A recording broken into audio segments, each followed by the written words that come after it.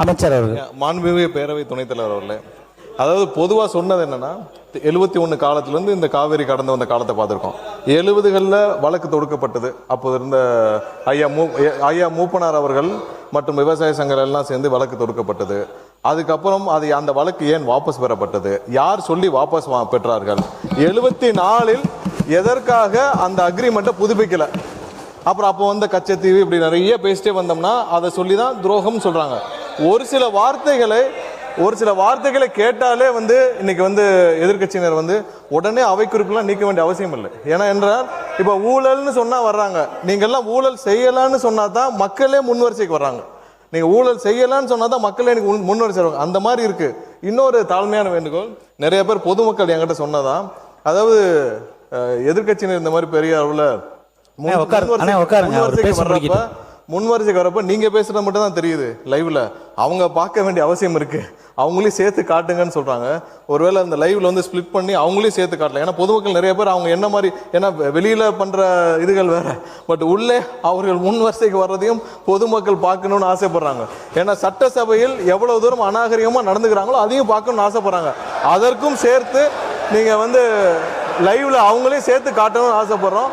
எல்லாவற்றையும் நீக்க வேண்டிய அவசியம் சபையில மாண்பை வாய்ப்பு தரோம். நடுவுல கத்துறது, நடுவுல பேசி முடிச்சுக்கிட்டோம். முதல்வர் பேசுறப்ப குறுக்கிடுறது, இதெல்லாம் தேவையில்லாத விஷயங்கள்.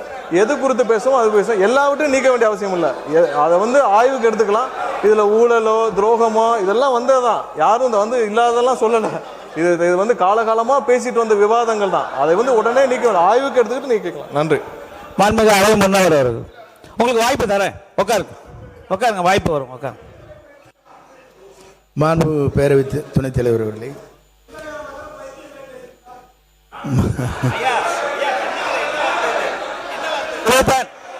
இல்ல ஒரு நிமிஷம். மாண்புமிகு பள்ளி கல்வித்துறை அமைச்சர். மாண்புமிகு பேரவை துணைத் தலைவர் அவர்களே, என்ன வார்த்தை இது? பைத்தியம் மாதிரி பேசுறாங்கன்றாங்க. இதைத்தான் சட்ட அமைச்சர் சுட்டி காட்டுறாரு. உரிமையில் பேசுவது, வாடா போடா என்ன பேசுவது, இந்த மரபுக்கு விரோதமான வார்த்தைகளை பேசுவது, இதையெல்லாம் அவர்கள் தவிர்க்க வேண்டும். இந்த சைடு கண்ட்ரோல் பண்றதுக்கு வெற்றி தலைவர்களுடைய ஒரே ஒரு கடைக்கன் பார்வை போதும். ஆனா எல்லாரும் கேட்டுக்கொள்ளுங்க, நேரலை கொடுத்துக்கிட்டு இருக்கோம். என்ன வார்த்தை அது?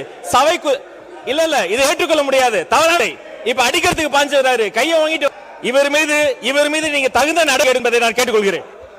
உட்காருங்க. அண்ணா ஒரு நிமிஷம். இந்த சம்பவத்தை பத்தி ஆய்வு பண்ணி பேரவை தலைவர் வந்ததுக்கு அப்புறம் தகுந்த பேரவை விதிகளுக்கு உட்பட்டு என்ன நடவடிக்கை எடுக்குமோ அதை எடுப்பார். நீங்க பேசுங்க. ஒரே ஒரு நிமிஷம். மாண்புமிகு அமைச்சர் நிர்மல்குமார் எதை பேசினாலும் சபையை கிளப்பி விட்டுறீங்க.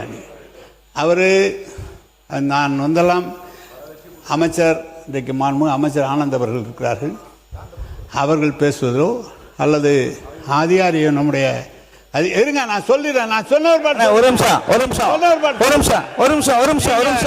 நான் சொன்ன உறுப்பினர் வரும்.